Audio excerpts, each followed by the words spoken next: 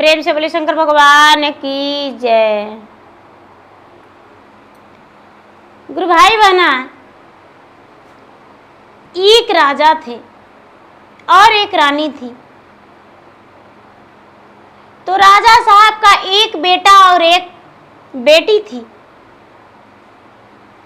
राजा साहब की जो पत्नी रानी थी अक्सर बीमार रहा करती थी। वो बेचारी अक्सर बीमार रहा करती थी। डॉक्टर उन्हें जवाब दे दिया था कि अब ये नहीं बचेंगे। राजा बड़े चिंतित रहते थे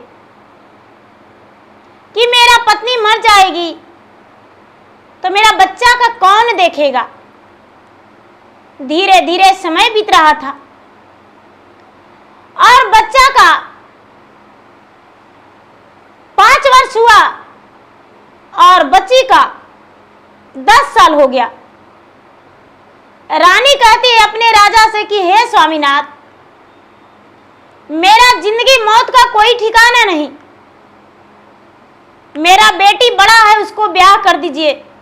मेरा नजर के सामने उसका ब्याह हो जाएगा और वो ससुराल चली जाएगी तो मेरा मर जाने के बाद मेरा आत्मा को शांति मिलेगा। ये बात सुनकर राजा मन ही मन सोचने लगे कि हाँ ठीक ही कहती हो, उसका ब्याह कर देंगे। राजा साहब अपने बेटी का ब्याह के लिए रिश्ता ढूंढने लगे और एक अच्छे बड़ घराने में राजा साहब अपने बेटी को ब्याह कर दिए। 5 साल का बच्चा था गुरु भाई बहना, उसको तो ये भी पता नहीं था कि मेरा दीदी का ब्याह हुआ तो हमें क्या करना चाहिए। और ब्याह करते ही रानी साहब का मृत्यु हो गया।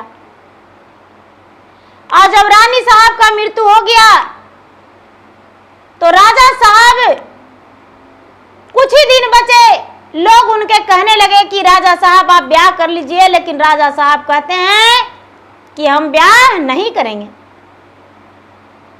ये सगमा राजा साहब से बर्दाश्त नहीं हुआ गुरु भाई बहना, राजा साहब का भी मृत्यु हो गया।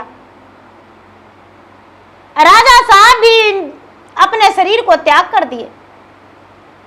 अब बेटा रह गया तो राजा के घर में मंत्री, दाई, दासी, नौकर, दरबान सब अपने अपने घर चले गए। कोई भी राजा के घर में नहीं रहे।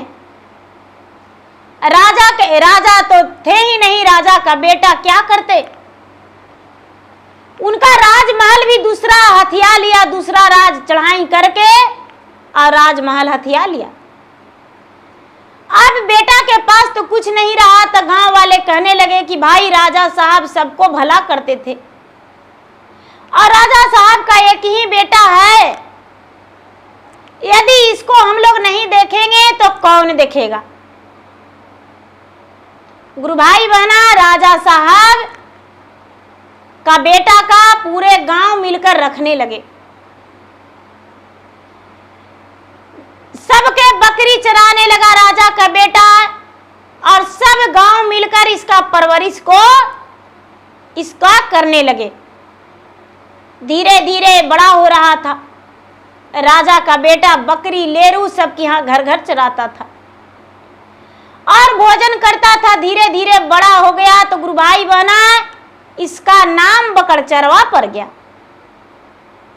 जब बकरचरवा पड़ गया तो बड़ा हो जाने के बाद 12 साल का हुआ तो गांव वाला कहने लगे कि भाई बकरचरवा बड़ा हो गया है, अब इसको ब्याह करना जरूरी है। तो पूरा गांव वाला मिलके एक अच्छा सा लड़की देखकर राजा साहब के बेटा के ब्याह कर दिए। जब राजा साहब के बेटा के ब्याह कर दिए तो राजा साहब की बहू आ गई। और जब बहू आ गई तो कहती है कि ये जी से देखिए ना, सब कोई तीज व्रत करता है, हम भी तीज व्रत करेंगे, हम भी तीज व्रत करेंगे।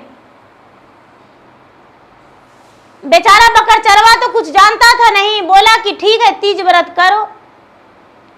तो चिंता मत कीजिए, हमको मायके से सब कुछ आ जाएगा। नहाई खाई था जैसा ही उसका मैके से 16 श्रृंगार, साड़ी, पूजन का सामग्री सब कुछ उसको माता भेज दी।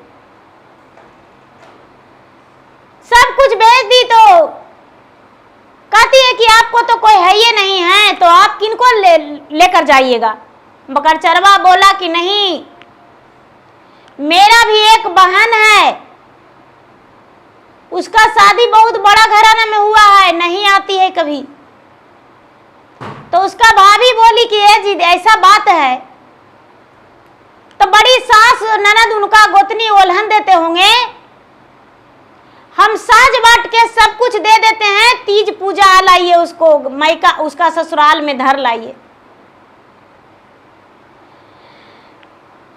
तो बेचारी भाभी जो थी साजने लगी, एक पटी साजे हो भौजी, लहंगा चुंदरिया हो राम, किया हो राम एक पाटी साजे, पुआ पकवनमा हो राम, किया हो राम एक पाटी साजे, पुआ पकवनमा हो राम।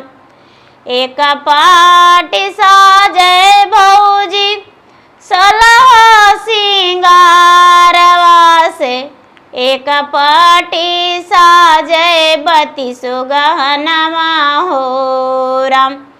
सारी श्रृंगार, 16 श्रृंगार, पूजा पाठ के जितना सामग्री होता है सब बेचारी साज के और मोहरा बना के अपने पति को बोली कि जाइए बहन के यहाँ दे लाइए। भाई जो था बेचारा अपना बहन के घर चल दिया।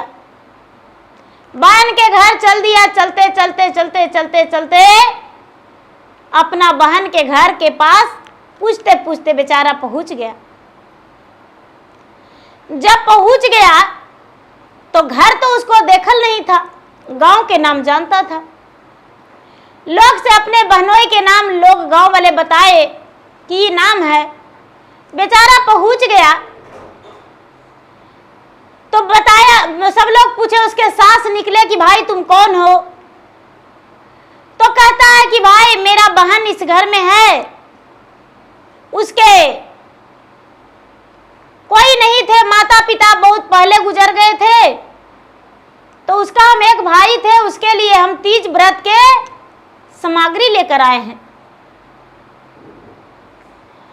तो सास कहती है, बीना रे बाबा भैया के दुलरे, करनिया हो राम हो रानिया, हे बासा है भीतरी महलिया हो राम हो रानिया, हे बासा है भीतरी महलिया हो राम हो रानिया। मारियो में गेले उनकर माइया से, बापा हो राम कहाँ माँ से, हे आएला तो भैया हो राम कहाँ माँ से। उसका सास कहती है कि तू भाई कहाँ से आए हो? उसका माता पिता तो मर गया। जो सास थी वो अपने बहू के बारे में बताई कि महल के अंदर में वो है। महल के अंदर सास गई और सास जाके अपने बहू से बोली कि देखो बहू, तुम्हारा कोई भाई कह के आया है, जाकर बाहर देख लो, हम उसे पहचानते नहीं हैं। तुम्हारा ब्याह का इतना दिन हो गया लेकिन आज तक तुम्हारा दरवाजा पे कोई नहीं आया था, आज कहता है कि हम भाई हैं। जाकर देखो, जरूर कोई ढोंगी होगा, चोर लुयारी होगा, लुटेरा होगा, उसी बहाने राजमहल में प्रवेश करके और राजमहल में चोरी करवा देगा। जो बहन थी वो बाहर गई, भाई को चिन्हने से इनकार कर गई, लेकिन लाड प्यार में कोई कमी नहीं की। अपने भाई के लिए बिछावन बिछाई और कहती है कि बहन तुम्हारे तीज व्रत पे हम 16 श्रृंगार, 32 गहना और तुम्हारे लिए चुन्नी लेकर आए हैं, तुम्हारे पूजा का सामग्री लेकर आए हैं। जो बहन थी वो बड़े प्रेम से लेकर और कहती है कि भैया आज मेरा ओल्हन छूट गया। मेरा सास ननद गोतनी सब ओल्हन दिया करते थे भैया, आज मेरा आस पूरा हो गया। इतना कह के अंदर गई और मोगला पैठान से कहती है कि हे मोगला पैठान, जाओ तुम सर्प को मार के ला के मुझे दे दो, वही बना के अपना भाई का रसोई बना के देंगे। मोगला पैठान जो था वो चला गया बादवन में टिल्ला टाकर कोड़ने और कोड़ के सर्प को मारकर आगे पीछे काट के बीच टोना ला के दे दिया रानी को। रानी बड़े प्रेम से उसको भोजन बनाई और भोजन बना के और अपने भाई को भोजन करा दी। भाई जब भोजन करने लगा तो विष का तो प्याला था, सर्प का मांस था, तो भाई को खाते खाते नशा जैसा लगने लगा। और जब नशा जैसा लगने लगा तो यहां तो बेचारी उसका पत्नी भी थी, वो तीज व्रत के ध्यान में थी, नहाई खाई का दिन था, तीज व्रत के ध्यान में थी बेचारी, भगवान के ध्यान लगाई हुई थी, वो तो भगवान की भक्त थी। इसका पूरा रोम रोम कांपने लगा, इसका पत्नी का मन घबराने लगा, वो बेचैन हो गई। और यहाँ राजकुमार जो है बेचारा बकर चरवा, वो अपने बहन से कहता है कि खईते पियाते गे दीदी बाड़ी बेस लगल हो राम चबैता, दे दे देहिया घुरुमल हो राम चबैता, बहिनी देहिया घुरुमल हो राम चबैता, चलही का चलही हो भैया सोने सा तरंगिया हो राम सोई जाए, भैया लाला का पलंगिया हो राम सोई जाए। भाई जो था, भाई सोने को सुला दिया और भाई सो गया। कुछ ही समय में उसका अंग अंग पूरा रोम रोम बिख फैल गया और वो बेचारा मृत को प्राप्त हो गया। मृत को प्राप्त हो गया तो अपने सास से जाके कहती है कि माँ जी, मैं उस चोर लवारिस कौन था वो नहीं जानते हैं, लेकिन उसका हम प्राण ले लिए। सास कहती है कि बहू कैसे? तो माँ जी ऐसे। तो सास कहती है कि कितना तू चंडालिन हो, तुम्हारा एक भाई था छोटा, याद है ना? जब तू 10 साल की थी तो भाई 5 साल के था। अरे वही भाई आया होगा, अब बड़ा हो गया है, लेकिन तू कितना कठोर हो, हम तुम्हें घर में नहीं रहने देंगे, तुम्हारा भाई के साथ साथ तुम्हें भी अग्नि पर जला देंगे। और अपने बेटा से बोला कि देखो बेटा, तुम्हारा जो पत्नी है 1 नंबर के हथियारिन है, अपने भाई को प्राण ले लिया तो क्या तुम्हें छोड़ देगी ये? इसीलिए बेटा इसे भी तुम मार डालो। लेकिन गुरु भाई बहना देखिए आगे आगे होता है क्या। बेचारी पत्नी रात में सोने गई तो सपने में देख रही है कि अरे क्यों तू निश्चित सो रही हो, तुम्हारा पति तो मर गया, तुम्हारा तीज व्रत नहीं रहा, इसी वक्त तुम जाओ अपने ननद के घर। बेचारी आधी रात में निकल दी और निकल के और पैदल की रास्ते चल दी। चलते चलते चलते चलते चलते चलते ननद के घर सुबह होते होते पहुंच गई। जब तक गुरु भाई बना, उसका बहन के परिवार इसको अर्थी पर सुला दिए थे, मरने घाट ले जाने को लिए तैयारी कर चुके थे, चंदन की लकड़ियां कट चुका था। गई तो अपने पति को लिपट के रोने लगी, लिपट के रोने लगी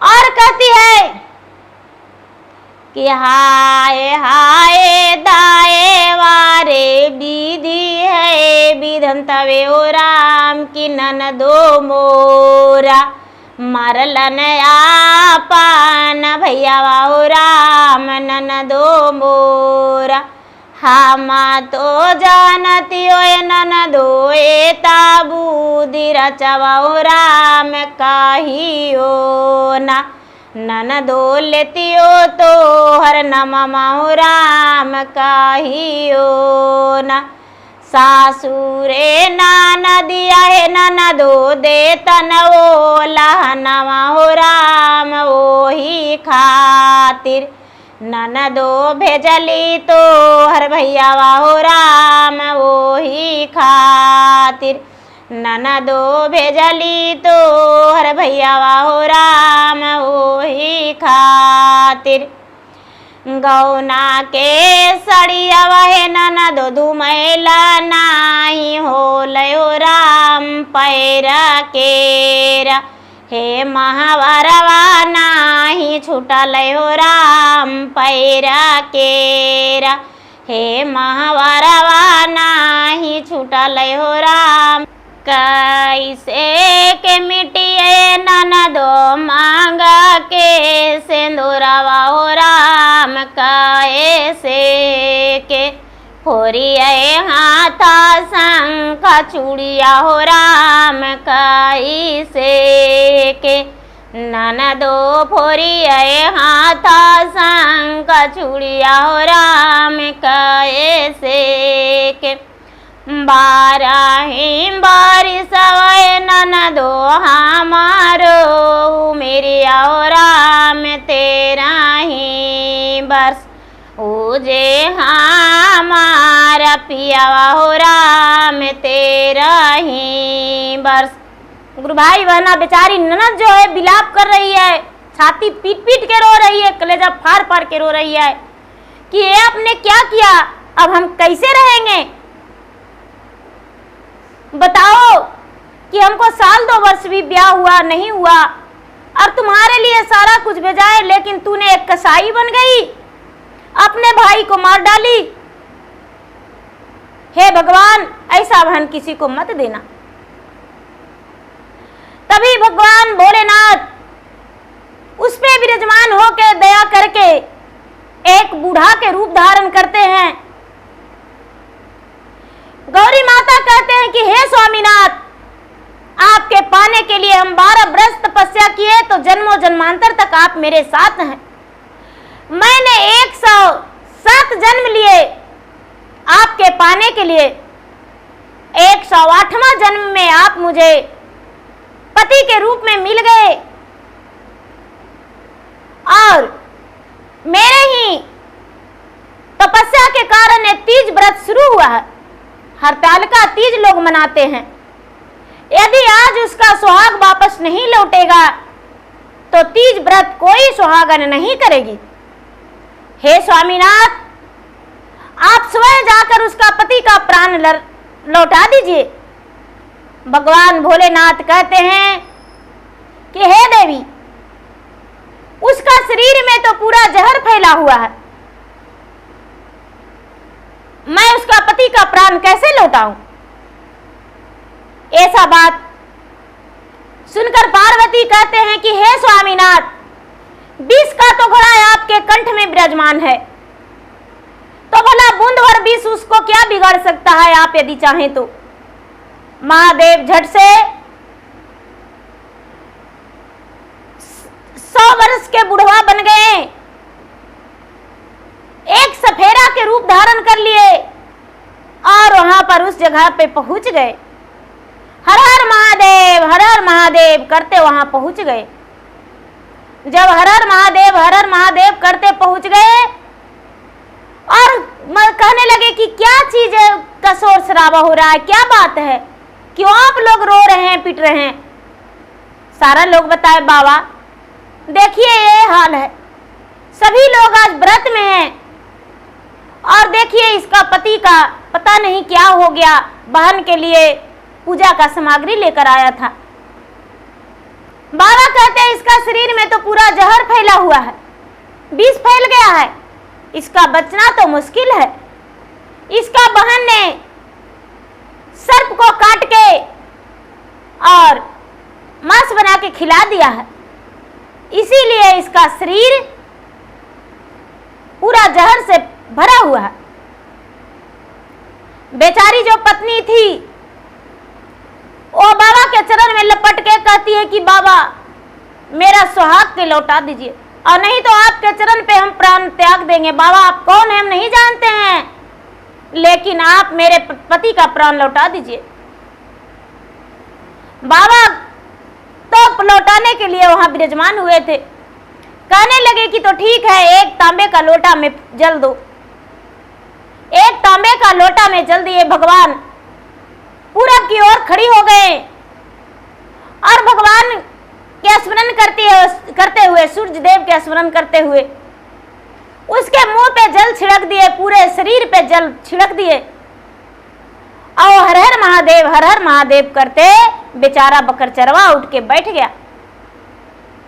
अपने पत्नी को देखकर कहता है कि अरे पगली, यहाँ तू क्यों आई हो? मैं तो अपना बहन के घर आया था और तुम यहाँ आ गई।